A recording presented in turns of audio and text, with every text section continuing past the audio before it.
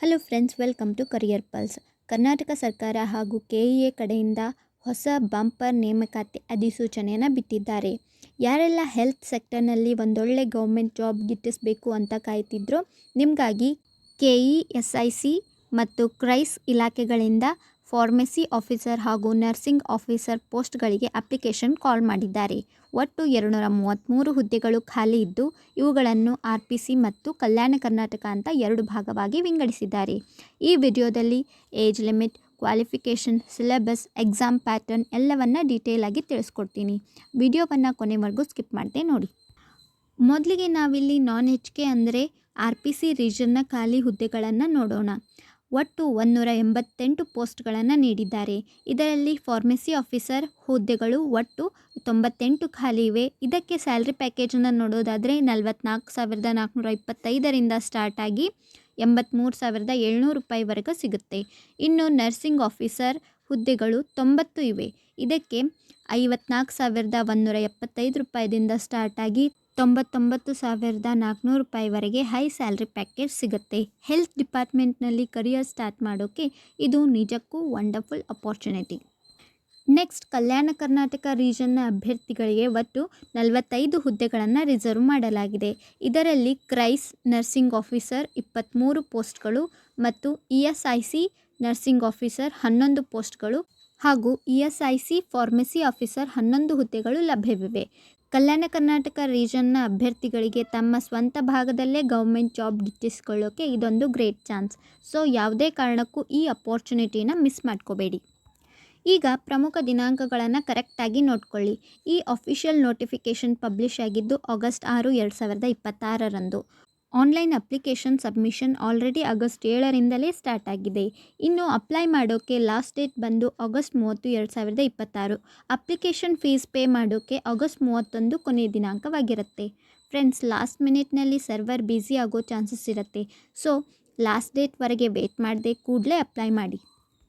ಇನ್ನು educational qualification ವಿಷಯಕ್ಕೆ ಬಂದರೆ ಫಾರ್ಮಸಿ ಆಫೀಸರ್ ಹುದ್ದೆಗೆ ಅಪ್ಲೈ ಮಾಡೋರು ಕಡ್ಡಾಯವಾಗಿ D.Pharma ಅಂದರೆ diploma in pharmacy course complete ಮಾಡಿರಬೇಕು.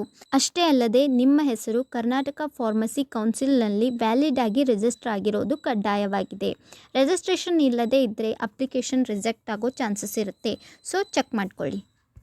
ಇನ್ನು ನರ್ಸಿಂಗ್ ಆಫೀಸರ್ ಹುದ್ದೆಗಳ ವಿಷಯಕ್ಕೆ ಬಂದರೆ ESICಯಲ್ಲಿ ಕೆಲಸ ಮಾಡಲು GNM ಡಿಪ್ಲೊಮಾ ಮುಗಿಸಿರಬೇಕು ಹಾಗೂ ಕರ್ನಾಟಕ ನರ್ಸಿಂಗ್ ಕೌನ್ಸಿಲ್ನಲ್ಲಿ ರಿಜಿಸ್ಟರ್ ಆಗಿರಬೇಕು. ಇನ್ನು ಕ್ರೈಸ್ ನರ್ಸಿಂಗ್ ಆಫೀಸರ್ ಪೋಸ್ಟ್ಗೆ BSc ನರ್ಸಿಂಗ್ ಅಥವಾ PUC ಜೊತೆಗೆ GNM ಮುಗಿಸಿರಬೇಕು. ಜೊತೆಗೆ ಮುಖ್ಯವಾಗಿ ನಿಮ್ಮ SSLC ಅಥವಾ PUCಯಲ್ಲಿ ಕನ್ನಡವನ್ನು ಒಂದು ಸಬ್ಜೆಕ್ಟಾಗಿ ಓದಿರಲೇಬೇಕು. ಏಜ್ ಲಿಮಿಟ್ ವಿಚಾರಕ್ಕೆ ಬಂದರೆ ಅಪ್ಲೈ ಮಾಡೋಕ್ಕೆ ಮಿನಿಮಮ್ 18 ಇಯರ್ಸ್ ಆಗಿರಲೇಬೇಕು. ಜನರಲ್ ಕ್ಯಾಟಗರಿ GM ಅಭ್ಯರ್ಥಿಗಳಿಗೆ ಗರಿಷ್ಠ 40 ವರ್ಷದವರೆಗೂ ಅವಕಾಶವನ್ನು ಕೊಟ್ಟಿದ್ದಾರೆ. OBC ಅಂದರೆ 2A, 2B, 3A, 3B ಅಭ್ಯರ್ಥಿಗಳಿಗೆ 43 ವರ್ಷ ಗರಿಷ್ಠ ವಯೋಮಿತಿ ಇರುತ್ತೆ. ಇನ್ನು SC, ST ಮತ್ತು ಕ್ಯಾಟಗರಿ 1 ಅಭ್ಯರ್ಥಿಗಳಿಗೆ 45 ವರ್ಷದವರೆಗೂ ಅಪ್ಲೈ ಮಾಡೋಕ್ಕೆ ಚಾನ್ಸ್ ಇದೆ. ಅಷ್ಟೇ ಅಲ್ಲದೆ ಸರ್ಕಾರದ ನಿಯಮಾನುಸಾರ ವಿಶೇಷಚೇತನ ಅಭ್ಯರ್ಥಿಗಳಿಗೆ ಮತ್ತು ವಿಧವೆಯರಿಗೆ ಗರಿಷ್ಠ ವಯೋಮಿತಿಯಲ್ಲಿ ಹೆಚ್ಚುವರಿಯಾಗಿ 10 ವರ್ಷಗಳ ಏಜ್ ರಿಲ್ಯಾಕ್ಸೇಷನ್ ಸಿಗುತ್ತೆ. ಮಾಜಿ ಸೈನಿಕರಿಗೂ ಸಹ ಅವರು ಸಶಸ್ತ್ರ ಪಡೆಗಳಲ್ಲಿ ಸೇವೆ ಸಲ್ಲಿಸಿದ ಅವಧಿಗೆ ತಕ್ಕಂತೆ ವಯೋಮಿತಿ ಸಡಿಲಿಕೆ ಇರಲಿದೆ. ಸೊ ಏಜ್ ಲಿಮಿಟ್ ವಿಚಾರದಲ್ಲಿ ತುಂಬ ಜನಕ್ಕೆ ಹೆಲ್ಪ್ ಆಗಲಿದೆ. ಅಪ್ಲಿಕೇಶನ್ ಫೀಸ್ ಎಷ್ಟಿರುತ್ತೆ ಅಂತ ನೋಡೋದಾದರೆ GM ಮತ್ತು OBC ಅಭ್ಯರ್ಥಿಗಳಿಗೆ ಒಟ್ಟು 750 ರೂಪಾಯಿ, ಅದರಲ್ಲೇ 500 ರೂಪಾಯಿ ಅಪ್ಲಿಕೇಶನ್ ಫೀಸ್ ಮತ್ತು 250 ರೂಪಾಯಿ ಪ್ರೊಸೆಸಿಂಗ್ ಫೀಸ್.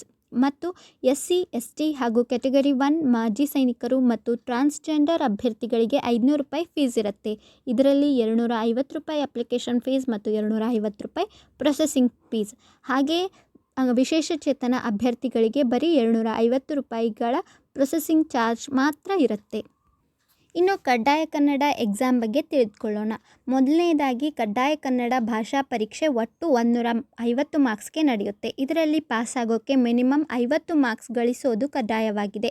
ಬಟ್ ಒಂದು ದೊಡ್ಡ ರಿಲೀಫ್ ಏನಂದರೆ ಯಾರೆಲ್ಲ SSLC ಅಥವಾ PUCಯಲ್ಲಿ ಕನ್ನಡವನ್ನು ಒಂದು ಸಬ್ಜೆಕ್ಟ್ ಆಗಿ ಅಭ್ಯಾಸ ಮಾಡಿದ್ದೀರೋ ಅವರಿಗೆಲ್ಲ ಈ ಕನ್ನಡ ಪರೀಕ್ಷೆಯಿಂದ ಎಕ್ಸೆಂಪ್ಷನ್ ಇರುತ್ತೆ. ಅಂದರೆ ನೀವು ಈ ಟೆಸ್ಟ್ ಬರೆಯೋ ಅಗತ್ಯವಿರೋದಿಲ್ಲ. ಮುಖ್ಯ ಕಾಂಪಿಟೇಟಿವ್ ಎಕ್ಸಾಮನ್ನು ಆನ್ಲೈನ್ ಅಂದರೆ CBT ಅಥವಾ ಆಫ್ಲೈನ್ ಅಂದರೆ OMR ಶೀಟ್ ಮಾದರಿಯಲ್ಲಿ ನಡೆಸಬಹುದು. ಇದರಲ್ಲಿ ಪೇಪರ್ 1 ಮತ್ತು ಪೇಪರ್ 2 ಅಂತ 2 ಪತ್ರಿಕೆಗಳಿರುತ್ತೆ. ಪ್ರತಿಯೊಂದು ಪೇಪರ್ ಕೂಡ ಆಬ್ಜೆಕ್ಟಿವ್ ಮಾದರಿಯಲ್ಲೇ ನಡೆಯುತ್ತೆ. ಈ ಕಾಂಪಿಟೇಟಿವ್ ಎಕ್ಸಾಮ್ನಲ್ಲಿ ನೀವು ಸೆಲೆಕ್ಷನ್ ಲಿಸ್ಟ್ಗೆ ಬರಬೇಕಂದ್ರೆ ಕನಿಷ್ಠ 35% ಮಾರ್ಕ್ಸ್ ಸೆಕ್ಯೂರ್ ಮಾಡೋದು ಕಡ್ಡಾಯವಾಗಿರುತ್ತೆ. ಇನ್ನು ಪೇಪರ್ 1 ಬಗ್ಗೆ ನೋಡೋದಾದರೆ ಇದು ಸಂಪೂರ್ಣವಾಗಿ ಜನರಲ್ ನಾಲೆಜ್ ಅಂದರೆ GKಗೆ ಸಂಬಂಧಿಸಿದ್ದು. ಇದರಲ್ಲಿ ಒಟ್ಟು 100 ಕ್ವೆಶ್ಚನ್ಸ್ ಇರುತ್ತೆ. 100 ಮಾರ್ಕ್ಸ್ಗೆ ಎಕ್ಸಾಮ್ ನಡೆಯುತ್ತೆ. ಸಾಲ್ವ್ ಮಾಡೋಕ್ಕೆ ನಿಮಗೆ 2 ಗಂಟೆಗಳ ಕಾಲಾವಕಾಶ ಸಿಗುತ್ತೆ. ಇದರಲ್ಲಿ ನಿಮಗೆ ಕರೆಂಟ್ ಅಫೇರ್ಸ್, ಇಂಡಿಯನ್ ಕಾನ್ಸ್ಟಿಟ್ಯೂಷನ್, ಕರ್ನಾಟಕದ ಹಿಸ್ಟ್ರಿ, ಜಿಯೋಗ್ರಫಿ ಮತ್ತು ಎಕನಾಮಿಕ್ಸ್ ಮೇಲಿಂದ ಇಂಟ್ರೆಸ್ಟಿಂಗ್ ಕ್ವೆಶ್ಚನ್ಸನ್ನು ಕೇಳ್ತಾರೆ. ನೆಕ್ಸ್ಟ್ ಪೇಪರ್ 2 ಬಂದು ನಿಮ್ಮ ಸ್ಪೆಸಿಫಿಕ್ ಸಬ್ಜೆಕ್ಟ್ಗೆ ಸಂಬಂಧಿಸಿದ್ದು. ಅಂದರೆ ಇದರಲ್ಲಿ ನೀವು ಫಾರ್ಮಸಿ ಆಫೀಸರ್ ಪೋಸ್ಟ್ಗೆ ಅಪ್ಲೈ ಮಾಡಿದರೆ ಫಾರ್ಮಾ ಸಿಲೆಬಸ್ಸಿಂದ ಹಾಗೂ ನರ್ಸಿಂಗ್ ಆಫೀಸರ್ಗೆ ಅಪ್ಲೈ ಮಾಡಿದರೆ GNM ಅಥವಾ BSc ನರ್ಸಿಂಗ್ ಟೆಕ್ನಿಕಲ್ ಸಬ್ಜೆಕ್ಟ್ ಮೇಲಿಂದ ಕ್ವೆಶ್ಚನ್ಸ್ ಇರುತ್ತವೆ.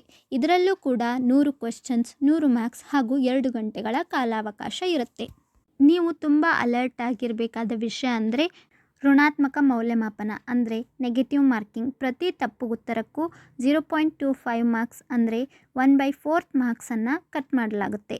ಸೊ ಎಕ್ಸಾಮ್ ಬರೆಯುವಾಗ ಗೆಸ್ ವರ್ಕ್ ಮಾಡದೆ ಪಕ್ಕಾ ಕನ್ಫರ್ಮ್ ಆಗಿ ಗೊತ್ತಿರೋ ಆನ್ಸರ್ಸ್ಗೆ ಮಾತ್ರ ಶೇಡ್ ಮಾಡಿ. ಸುಮ್ಮನೆ ಮಾರ್ಕ್ಸನ್ನು ಕಳೆದುಕೊಳ್ಬೇಡಿ. ನಿಮ್ಮ ಫೈನಲ್ ಸೆಲೆಕ್ಷನ್ ಪೂರ್ತಿಯಾಗಿ ಸ್ಪರ್ಧಾತ್ಮಕ ಪರೀಕ್ಷೆಯಲ್ಲಿ ನೀವು ತೆಗೆಯೋ ಮೆರಿಟ್ ಮಾರ್ಕ್ಸ್ ಆಧಾರದ ಮೇಲೆ ಸಿದ್ಧಪಡಿಸಲಾಗುತ್ತದೆ. ಆನ್ಲೈನ್ ಮೂಲಕ ಅಪ್ಲೈ ಮಾಡಲು KEAದ ಅಫಿಷಿಯಲ್ ವೆಬ್ಸೈಟ್ಗೆ ವಿಸಿಟ್ ಮಾಡಿ. ಈ ವಿಡಿಯೋದಲ್ಲಿ ಕೊಟ್ಟಿರೋಂಥ ಮಾಹಿತಿ ನಿಮಗೆ ಇಷ್ಟ ಆಗಿದ್ದರೆ ವಿಡಿಯೋವನ್ನು ಲೈಕ್ ಮಾಡಿ ಹಾಗೂ ಇಂಥದ್ದೇ ಪ್ರಮುಖ ಗೌರ್ಮೆಂಟ್ ಜಾಬ್ ನೋಟಿಫಿಕೇಷನ್ಗಾಗಿ ನಮ್ಮ ಚಾನಲ್ ಸಬ್ಸ್ಕ್ರೈಬ್ ಆಗೋದನ್ನು ಮರಿಬೇಡಿ. Thanks for watching.